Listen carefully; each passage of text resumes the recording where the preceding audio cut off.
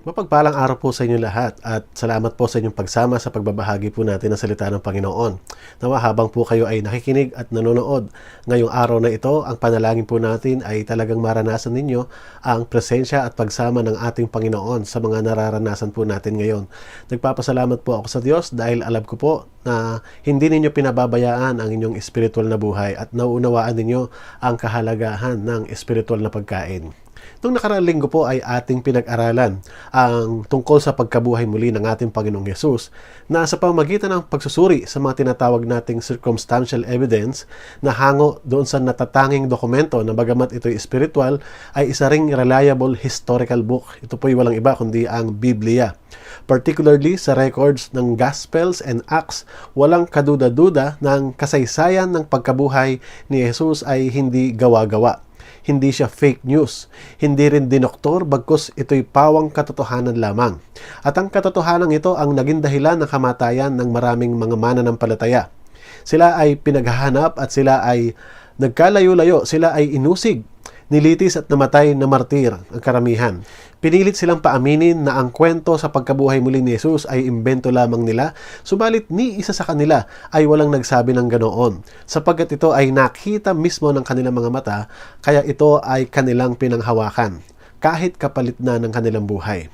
Binanggit natin doon sa 1 Corinto chapter 15 verses 14 hanggang 18 ang sabi doon, at kung si Kristo'y hindi muling binuhay, walang kabuluhan ang aming pangangaral at walang katuturan ng inyong pananampalataya. Kung ganoon, lilitaw na kami mga sinungaling na saksi ng Diyos dahil pinatotohanan namin na muling binuhay ng Diyos si Kristo, ngunit hindi naman pala. Kung talagang walang muling pagkabuhay ng mga patay, kung hindi muling binuhay ang mga patay, hindi rin muling binuhay si Kristo.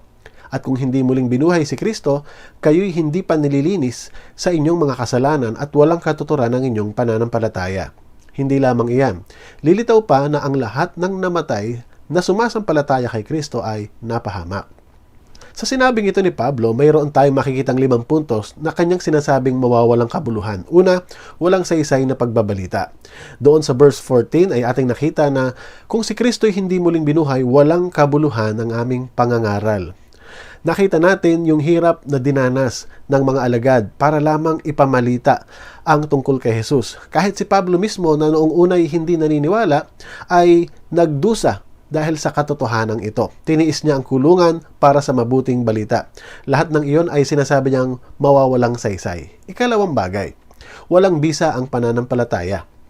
Sabi doon, at kung si Kristo'y hindi muling binuhay, walang kabuluhan ng aming pangangaral at walang katuturan ang inyong pananampalataya. Maging doon sa verse 17 ay muling binanggit, at kung hindi muling binuhay si Kristo, walang katuturan ang inyong pananampalataya. Dalawang beses binanggit ang salitang walang katuturan na pananampalataya. Nangangahulugan, walang direksyon o resultang aasahan ang bawat naglagay ng kanilang pagtitiwala kay Jesus kung hindi totoo na si Kristo ay muling nabuhay. Ikatlo, walang katiyakang Diyos. Lilitaw na kami mga sinungaling na saksi ng Diyos dahil pinatotohanan namin na muling binuhay ng Diyos si Kristo, ngunit hindi naman pala. Ito ay magiging refleksyon ng Diyos na kanilang ipinapangaral ay hindi makapangyarihan, hindi kayang bumuhay. Kaya pang-apat ay walang paglilinis sa kasalanan. Walang magaganap na kapatawaran o pagbabayad. Maliwanag doon sa verse 17 na sinabi, at kung hindi muling binuhay sa Kristo, kayo'y hindi pa nalilinis sa inyong mga kasalanan.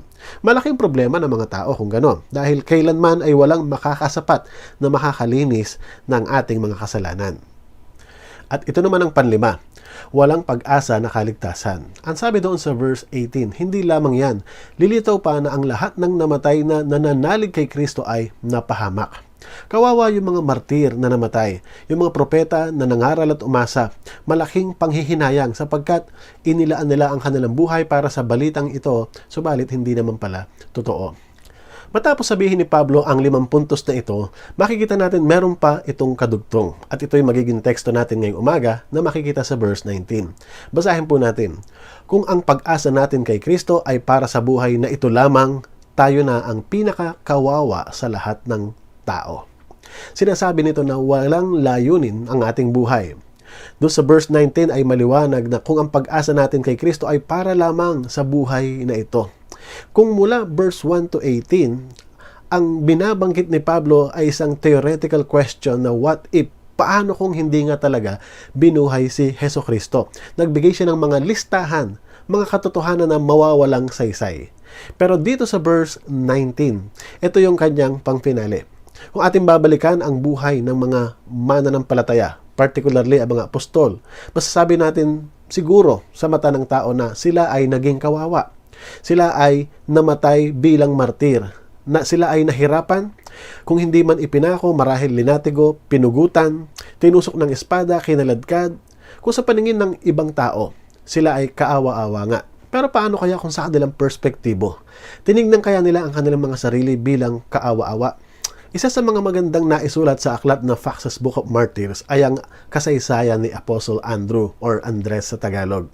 Ayon doon sa aklat, bago siya ipako doon sa lugar ng Greece, ito ang sinabi. After 7 soldiers whipped Andrew severely, they tied his body to the cross with cords to prolong his agony. His followers reported that when he was led toward the cross, Andrew saluted in these words, I have long desired and expected this happy hour. The cross has been consecrated by the body of Christ hanging on it. He continued to preach to his tormentors for 2 days until he died. Ang sinasabi niya, hinihintay ko ang mga masasayang sandali na ito. Ang krus ay pinabanal ng Panginoong Hesukristo nang siya ay ipako rito. Sa mundo natin ngayon, iba ang nasa isip kapag narinig ang mga salitang happy hour. Pagliliwaliw, pagpapasasa sa bisyo, walang kontrol na pagsasaya. Anong meron kay Apostol Andres? At kanyang sinabi nang siya'y mamamatay dahil sa kanyang pangangaral, ay tinawag niya itong happy hour. Payapa niyang tinanggap kahit na ang katapusan ng kanyang buhay ay nagmula sa malulupit na kamay ng kanyang mga taga-usig. Ano kayang pag-asa meron ang mga apostol na kanilang tinanggap mula sa pagkaunawa nila sa pagkabuhay muli ng ating Panginoong Kristo? Bakit ganun na lamang sila kapanatag, kapayapa sa gitna ng pagdurusa sa kanilang buhay? Ano ang kakaibang perspektibo na meron sa kanila? Saan nakatuon ang kanilang paningin? Katulad na lang ni Esteban sa Aklat ng Gawa, marami ang tumuligsa sa kanya, sa kanyang patutuo kay Hesukristo. Dahil dito siya'y binato hanggang mamatay, subalit tumingin siya sa langit, habang nararamdaman ang sunod-sunod na matitigas na batong tumatama sa kanyang ulo at katawan ay sinabi niya, Panginoong Jesus, tanggapin mo ang aking espiritu. Alam natin na ang kanilang ipinapatotoo ay nakapundasyon sa isang katotohanan. Hindi nila itataya ang kanilang buhay dahil sa isang kasinungalingan. Sila ay maliwanag na konbinsido ng katotohanan. Susubukan nating makuha ang mga prinsipyo sa mga talatang ito at iugnay natin sa ating mga nararanasan ngayon.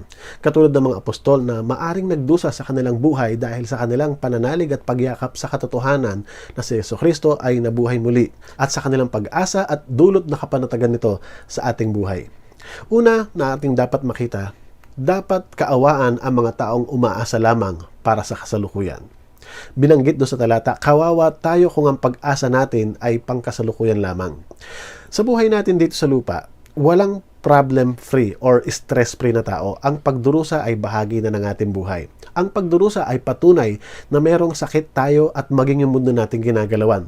Bagamat pangkaraniwan ang pagdurusa sa mga tao, walang sino mang tao ang tuwang-tuwa kapag dumaranas ng problema. Kaya ang isa sa pinapangarap ng mga tao ay mawala ang mga problemang ito sa kanilang buhay. Madalas nakapokus tayo doon sa problemang panlupa, pangkasalukuyan. Nakikita natin yung immediate problem at nalilimutan nating makita yung eternal problem. Ang una nating itatanong ay, may pakinabang ba sa kasalukuyan ang ating pananampalataya? Batay ito sa teksto na ating binasa na si Pablo ay nagtatanong, what if kung hindi talaga nabuhay ang ating Panginoong Kristo? Hanggang saan nga ba talaga ang pakinabang nito? Anong mangyayari o mapapala ng isang taong kumilala kay Jesus at nakinig sa kanyang turo, pero yun nga lang, si Kristo ay nandoon pa rin sa libingan, nandoon ang kanyang bangkay? Kung ating ipapalagay na maaring si Kristo ay hindi nabuhay muli, pero nandoon ang kanyang mga aral, ano ang magiging epekto nito sa mga nanalig sa kanya? Kung ating titignan, marahil may nagbagong pagkatao sapagkat yung mga aral ng ating Panginoon ay talaga namang kapakipakinabang. Maaring kung talagang tunay na nakinig kay Jesus, may nagbago sa kanyang pakikitungo sa kapwa, sa kanyang asawa o sa pamilya. Dahil sa kanilang natutunan kay Jesus, marahil mas naging mabuting kapwa siya sa kanyang mga katrabaho, naging pagpapala sa komunidad, at marahil naglingkod at nagmamalasakit sa kapwa. Hindi natin maitatanggi na napakahalaga ng mga ganitong bagay, yung mga ganitong napakagandang mga virtues. Subalit ang sinasabi kasi ng teksto, kung ang ating pag-asa lamang ay tungkol lamang sa buhay natin dito, tayo na ang pinakakawawa sa lahat ng mga tao. If our focus is to have our best life now, we miss the point of Jesus' accomplishment on the cross. Kung ang pagkilala mo sa kamatayan at pagkabuhay ni Jesus ay nakatuon lamang para sa mga pagpapala dito sa lupa, nagkakamali tayo. Jesus did not die so that you can have your best life now. Hindi naman sa ayaw nating makaranas ng saya. Hindi tayo KJ o kontrabida sa kasiyahan sa buhay. Ang ating pong iniiwasan ay mapilipit ang mga katotohanan. Ang gusto natin ay mapahalagahan natin yung pagsusuri sa totoong sinasabi ng salita ng Diyos. Si Pablo ay nagbigay ng warning kay Timothy tungkol sa mga mangyayari sa future. Mababasa natin ito sa 2 Timothy chapter 3 na kanya sinasabing mababatbat ng kahirapan ng mga huling araw. Matindi ang mga hirap na mangyayari sa kinabukasan. Ang mga tao ay magiging masama ang pag-uugali, makasarili at marami pang iba. Pero binanggit niya doon sa verse 5, sila'y magkukunwaring may pananampalataya. At sa pamamagitan ng ganito, napakahirap malaman kung sino nga ang mga tunay na kapatiran, kung sino ang mga totoong may pananampalataya. Kaya sa payong ito ni Pablo kay Timothy, binigyan din niya ng solusyon. Anong sabi niya sa 2 Timothy chapter 4 verses 2 hanggang 4? Ipangaral mo ang salita ng Diyos. Napapanahon man o hindi, hikayatin mo, pagsabihan at patatagin ang loob ng mga tao sa pamamagitan ng matiyagang pagtuturo. Pero ang nakalulungkot na binanggit ni Pablo ay makita sa verse 3, sapagkat darating ang panahong hindi na nila pakikinggan ng wastong aral. Sa halip, susundin nila ang kanilang hilig. Mangangalap sila ng mga guro na walang ituturo kundi ang mga bagay lamang na gusto nilang marinig. Ibabaling nila sa mga alamat ang kanilang pansin at hindi na nila pakikinggan ang katotohanan. Bagamat naisulat ito ni Pablo ng lumang panahon na, mas realistic ito ngayon sa panahon natin. Kaya dapat tayong mag-ingat. Isa sa paraan para makilala ang peking mananampalataya ay hindi nakikinig sa wastong aral at ang hinahanap ay mga aral na gusto lamang marinig. Subalit, isa sa paraan din para makilala ang peking mangangaral ay walang ibang itinuturo kundi ang mga bagay na nakakakiliti sa pandinig ng mga tao. Bagamat totoo na may mga hindi mananampalataya, totoo rin na mayroong mga peking mangangaral. Gusto ko pong iugnay ang mga katotohanan ito sa nararanasan natin sa kasalukuyan. Isa sa mga nakita kong Facebook post nitong nakaraang mga araw ay parang naging obituaryo na ang mga nababasa sa mga wall ng mga friends. Laging araw-araw may namamatay.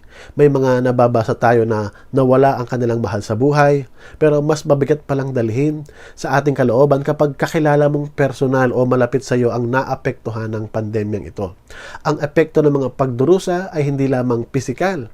Nariyan din ang epektong pinansyal dahil maraming mga tao ang apektado ang hanap buhay, maraming mga naghihirap at bukod pa ay ang epektong mental.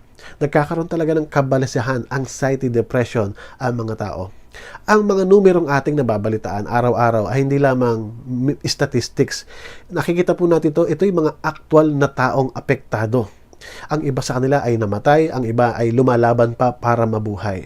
Kung magkakaroon nga ng paglilista o survey kung ano ang mga pinaka-problema ng mga tao sa kasalukuyan, ilan sa mga ito ang lilitaw ay relationships.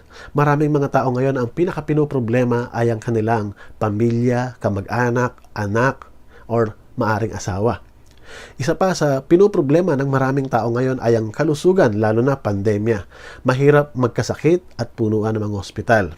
At isa sa pinaka-problema talaga ng maraming tao ay ito, financial. Maraming mga tao ang nagagalit nga dahil sa issue ng ayuda.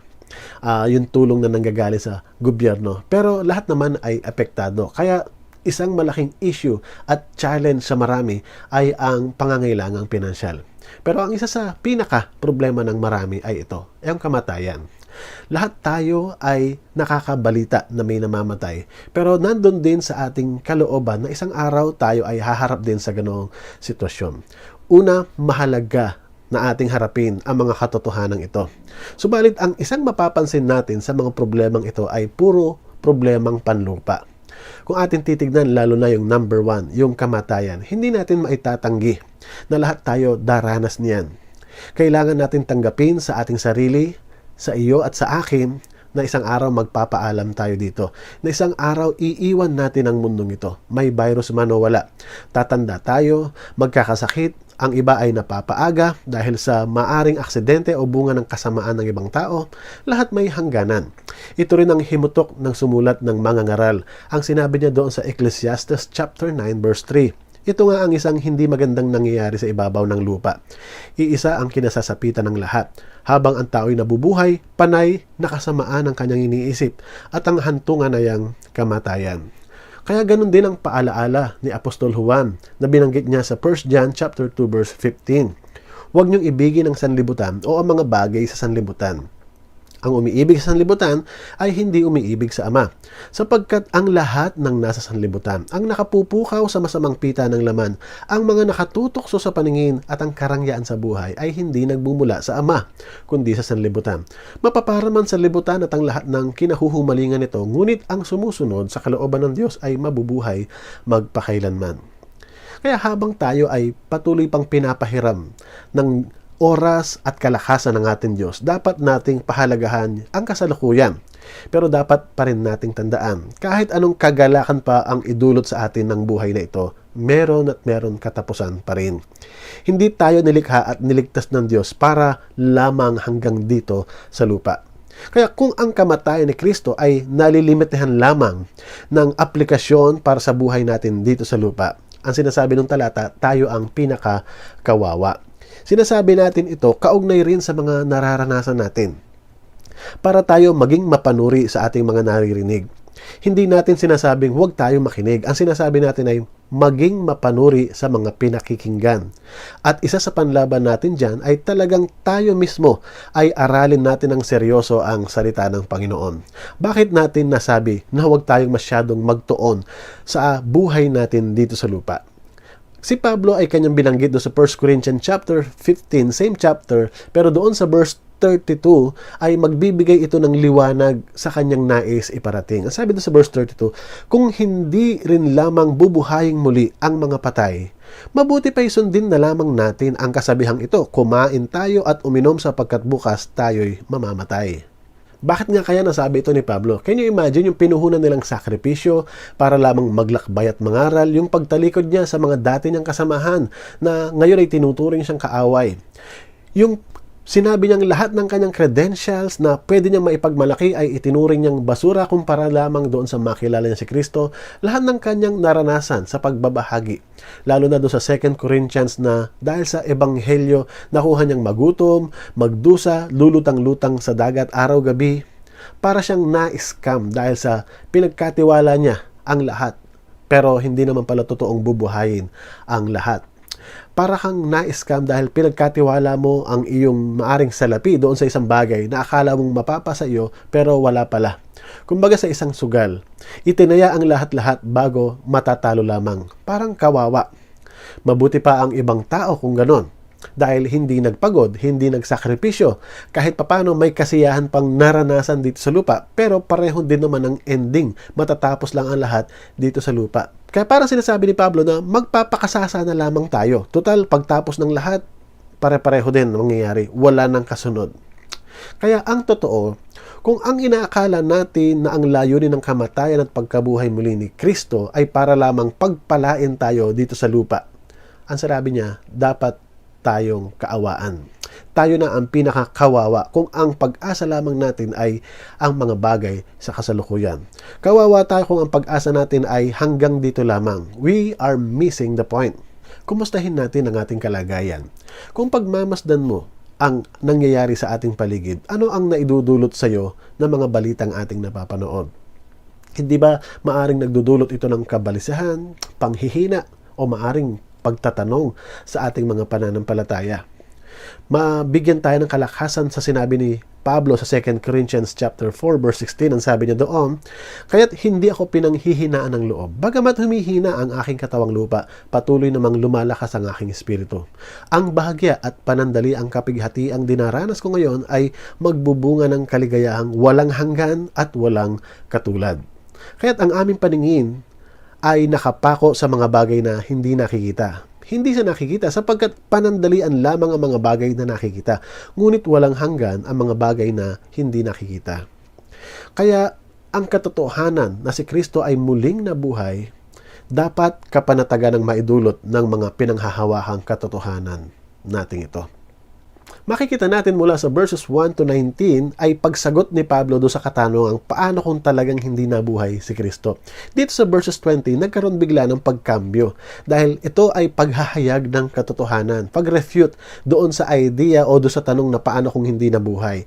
Ang kanya binabanggit dito sa verse 20 ay ito, "Ngunit ngayong si Kristo ay muling binuhay, ito'y katibayan na muling bubuhay ng mga patay." Ito ay isang deklarasyon. Kanina mula sa pagtatanong, ito naman ay declaration na dahil totoong buhay siya, ito ang ating dapat asahan. Hindi tayo dapat kaawaan, bagkus ito'y magdulot sa atin ng kapanatagan. Ituloy natin ang pagbasa. Kung paanong dumating ang kamatayan sa pamamagitan ng isang tao, gayon din naman dumating ang muling pagkabuhay sa pamamagitan din ng isang tao. Sapagkat kung paanong mamamatay ang lahat dahil sa kanilang kaugnayan kay Adan, gayon din naman mabubuhay ang lahat dahil sa kanilang kaugnayan kay Kristo. Ngunit ang bawat isa'y may kanya-kanyang takdang panahon. Si Kristo ay ang pinakauna sa lahat. Pagkatapos ay ang mga kay Kristo sa panahon ng pagparito niya. Dalawang mahalagang puntos ang dapat nating makita rito. Una, may binanggit sa talata na mamamatay ang lahat dahil sa kanilang kaugnayan kay Adan. Ano ang ibig sabihin dito ni Pablo? Isa sa mga talatang magandang i-connect dito na si Pablo din mismo ang nagsabi ay makikita sa Romans chapter 5 verse 12. Ang sabi doon, ang kasalanan ay pumasok sa sanlibutan sa pamamagitan ng isang tao at ang kamatayan sa pamamagitan ng kasalanan niya. Dahil dito lumaganap ang kamatayan sa lahat ng tao sapagkat ang lahat ay nagkasala. Sinasabi doon sa talata na noon walang kamatayan, noon maayos ang lahat. Nasira ang lahat ng maayos at perpekto dahil sa pagpasok ng kasalanan. Ang dating dalisay na puso at pagkatao ay nadumihan, nabahiran. Ang dating inosente ay nagkaroon na ng mali siya. Dahil sila pa lamang mag-asawa ang mga tao sa mundo noon, lahat ng kanilang magiging anak ay magtataglay rin ng kung anong kalagayan o katayuan meron sila. Mababahiran ang lahat dahil may bahid ang pinanggalingan. Dahil walang tao ang nabubuhay na hindi nagbula sa kanila. Kaya taglay natin sa ating buhay at katawan ngayon na mararanasan natin ang epekto ng kamandag ng kasalanan. Ang dapat sanang walang kamatayan na katawan ay manghihina, magkakasakit at mamamatay. Subalit doon sa talata, mayroon ding solusyong ipinakita. Kung lahat ay mamamatay dahil sa isang tao sa kanyang ginawa dahil doon sa kasalanan, may kadugtong ito. At sabi, mabubuhay ang lahat dahil sa kanilang kaugnayan kay Kristo. Kamakailan lamang ay mayroon isang controversial na online sermon na pinag-usapan ng mga ilang evangelicals ang pumukaw ng pansin ng maraming mga pastor. Napakasarap sanang pakinggan sapagkat ang kanilang ipinagdiriinan na yung napakagandang biyaya o grace ng ating Diyos. Ayon sa kanila, dahil sa grace ng Diyos ay hindi na siya magpaparusa dahil lahat ng tao ay matuwid. At ang impyerno ay di umano ay hindi totoo. Bagamat masarap sanang pakinggan at nakakakiliti sa tenga. Pero mismong si Kristo ay makailang ulit binanggit ang mga salitang impyerno, apoy, kaparusahan. Ito yung malinaw na misrepresentation or pamimili at pamimilipit na mga aral sa Biblia. Katulad na lamang na sinabi ni Jesus na huwag niyong katakutan ang pumapatay ng laman bagkus ang katakutan niyo ay yung matapos pumatay ay may kakayahan pang magtapon sa impyerno.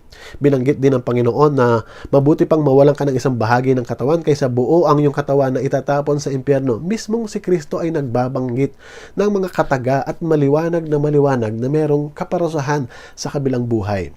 Subalit dito sa pagkaunawa kasi nila doon sa talatang dahil kay Kristo ang lahat ay magiging matuwid, parang lumilitaw na universalist na lahat ng tao ay tatanggapin, papasok sa langit dahil do sa grace na binibigay ng Panginoon, na lahat ay hindi mapaparusahan and therefore wala ring impyerno. Pero ang usaping impyerno ay hindi pananakot at pagkontrol sa mga tao, kundi ito ay isang pagmamalasakit at isa ring imbitasyon na iwasan nila ang nakaambang na puot ng Diyos. Ang mga talatang binanggit dito sa 1 Corinthians 15:19 ay may kahawig din talata na binanggit ni Pablo sa Romans chapter 5:18-19. Ang sabi doon, consequently, just as the result of one trespass was condemnation for all men, so also the result of one act of righteousness was justification that brings life for all men. Pansinin natin yung salitang all men. Mula kay Adan, mula doon sa pagkakasala niya, nadamay ang lahat. Nagkaroon ng condemnation for all men. Pero doon sa sinasabi nilang resulta ng righteousness which is Jesus Christ ay ang magre-resulta ng justification that brings life at ang sinasabi nila for all men, meaning all men will be justified. Ituloy muna natin ang pagbasa doon sa verse 19. For just as though the disobedience of one man the many were made sinners, so also through the obedience of the one man the many will be made righteous. Sino ang tinutukoy sa talata na all men or lahat ng tao? Ibig bang sabihin ito, dapat nating liwanagin na all men na walang exempted, lahat ng population, lahat ng taong ipinanganak, or may qualification or may context yung salitang all men? Sinasabing lahat, pero sinong lahat? Lahat ng ano? Doon sa talata ay ating tingnan, no? So also the result of one act of righteousness was justification that brings life for all men. Maliwanag yung all men. Pero anong qualification? Ano ang mababasa natin sa mga talatang kasama niya? Ang sabi doon, so also through the obedience of one man, the many will be made righteous. The many. Bakit hindi binanggit na all will be made righteous? Biglang kanina ay all men, biglang sa pangalawa ay the many. So parang may pagtatangi. Hindi siya all-inclusive. Bagamat ang sinasabi ay marami, pero hindi sinasabing totality, yung lahat-lahat. Notice the word many ay nag-iba doon sa second line. Doon sa 1 Corinthians chapter 15 verses 22-23 ay babalikan natin. Sabi doon, sapagkat kung paanong mamamatay ang lahat dahil sa kanilang kaugnayan kay Adan, gayon din naman mabubuhay ang lahat dahil sa kanilang kaugnayan kay Kristo. Ngunit ang bawat isa'y may kani-kaniyang takdang panahon. Ang sinabi dito, si Kristo ang pinakauna sa lahat, yung nabuhay muli. Pagkatapos na mabubuhay muli ay sino? Maliwanag sa talata ito, ang mga kay Kristo sa panahon ng pagparito niya. Yun ang qualification. Lahat ng bubuhaying muli na makakatanggap ng gantimpala ng Panginoon ay yung mga lahat nga, pero lahat ng na kay Kristo. Hindi sinasabing lahat ng kahit sino man, pati yung mga umaayaw, tumatalikod kay Hesukristo. At sinasabi niya lahat, pero yung lahat ng na kay Kristo. Kaya magandang itanong, lahat ba ng tao ay na kay Kristo? Yan ang magandang sagutin. Bagamat maliwanag sa talata yung lahat ng na kay Kristo, itatanong natin, lahat ba ng tao ay kumikilala kay Kristo? Besides, ano ang magiging saysay ng judgment o paghatol ng Diyos kung iisa lang din naman ang resulta para sa lahat? Meron bang taong hindi maliligtas? Maliwanag ba sa talata sa mga Biblia na may mga taong mapapahamak? O ang sinasabi natin ay walang mapapahamak bagkus lahat ng tao dahil sa sobrang pagmamahal at biyaya ng Diyos ay lahat kanyang tatanggapin? Well, tingnan natin ang sinasabi sa 2 Thessalonica chapter 1 verses 8 hanggang 9. Ang sabi doon, darating siya sa gitna ng naglalagablab na apoy at parurusahan ang lahat ng hindi kumikilala sa Diyos at ang hindi sumusunod sa mabuting balita tungkol sa ating Panginoong Hesukristo. Ang magiging parusa nila ay walang hanggang kapahamakan at pagkawalay sa Panginoon at sa kanyang kalwalhatian. Maliwanag na tanong, meron bang mapaparusahan? Yes or no? Kung meron mapaparusahan, ano ang dahilan? Maliwanag dito, lahat ng hindi kumilala sa Diyos at lahat ng hindi sumusunod sa mabuting balita tungkol sa ating Panginoong Hesukristo. Now, magandang suriin natin sa mga naririnig natin. Bagamat masarap sanang pakinggan na walang taong mapapahamak, pero hindi tayo ang may kontrol noon. Dahil maliwanag sa talata na mayroong paghatol at ang makakaalam nun ay ating Panginoon. Pero isa ang tiyak, may maliligtas pero meron ding mapapahamak. Kaya kung ang ating magiging tuon lamang sa buhay, na masarap pakinggan o mamimili tayo na papakinggan, na para bang ang sarap sanang magtuon na lamang tayo ng ating pag-asa na dito na lamang sa lupa. Balikan natin yung teksto. Doon sa verse 19 kasi maliwanag naman ang kita. Kung ang pag-asa natin kay Kristo ay para lamang sa buhay na ito, tayo na ang pinakakawawa sa lahat ng tao. Kaya idudugtong natin verse 20. Ngunit ngayong si Kristo'y muling binuhay, ito'y katibayan na muling bubuhay ng mga patay. Hindi hanggang dito lamang ang mahalaga sa buhay natin. Meron pang kasunod na higit na mahalaga. Kaya dahil totoong nabuhay ang ating Panginoong Kristo, mapapanaligan natin na totoo na bubuhayin din tayong muli ni Jesus. Kaya dapat ito'y magdulot ng kapanatagan sa atin. Sa kabila ng mga nararanasan nating mga pagsubok ngayon, yung pinanghahawakan nating katotohanan na ito ay magdulot sa atin ng kapanatagan. Isa sa makikita nating halimbawa ay si Apostol Pedro, na talagang naging apektado nung si Kristo ay namatay at inilibing. Akala niya wala nang kasunod. Marahil siya ay na-depress, nagbalik nga siya sa dati niyang alam na gawin, kundi ito'y mangisda na lamang. But the truth of resurrection ang bumago sa buhay ng isang Apostol Pedro. Ang dating walang direksyon ay nagkaroon ng layunin sa kanyang buhay ngayon. Isa sa pinakasikat na quotation ng isang kilalang philosopher and also revolutionary socialist ay si Karl Marx. Ang kanyang sinabi is, "Religion is the opium of the people." Ito ay isa sa mga paboritong gamiting argumento ng mga hindi naniniwala sa Diyos or mga atheist. Kapag sinabing opium, ito yung gamot na nagbibigay sa mga gumagamit ito ng kakaibang pakiramdam hanggang minsan ay dumarating sa pagkalulong. Katulad sa mga nagiging addict sa droga. Sa kagustuhang marahil makaranas ng panandaliang saya. O kaya naman dahil sa pinagdaraanan sa buhay ay pansamantala silang namamanhid o nakakalimot sa kanilang nararanasan na sakit at pait ng kanilang buhay, napapalitan ito ng artificial na ginhawa at saya. Sa pananalitang ito ni Karl Marx, tinutuligsa niya ang relihiyon na para sa kanya ang paniniwala sa Diyos ay ginagamit lamang ng ilan para kontrolin ang mga tao. At ang mga tao naman ay napapaniwala at umaasa at nakakaramdam ng saya na para sa kanya ay isang kasinungalingan lamang. Para sa kanya, kapag inalis mo ang opium na ito na ang kanyang tinutukay ang relihiyon, mamumulat ang mga tao sa realidad at makikita nila yung aktwal na kondisyon nila, ang aktwal na pagdurusang kinalalagyan nila. Bagamat may konteksto ito nang gamitin niya sa kanilang panahon. Pero maganda ang sinabi ni Pedro sa 2 Peter chapter 1 verse 16. Ang pinapahayag namin sa inyo tungkol sa muling pagparito ng ating Panginoong Kristo na puspos ng kapangyarihan ay hindi sa mga alamat na katha lamang ng tao. Nasaksihan namin ang kanyang kadakilaan. Subalit, katulad natin sa panahon ngayon, ano nga ba ang epekto sa iyo ng paniniwala mo sa Diyos? Anong kinalaman sa iyo ng kamatayan at muling pagparito ng ating Panginoon? Ano ang nagiging kaugnayan nito sa aktwal nating buhay? Naniniwala tayo sa katotohanan ng pagkabuhay muli. Naniniwala tayo na babalik muli ang ating Panginoong Kristo. Hindi para maging opium o panandali ang kasiyahan para malasing tayo doon sa napakagandang idea that the Lord suffered and died para tayo magkaroon ng best life now na hanggang dito lamang ang epekto.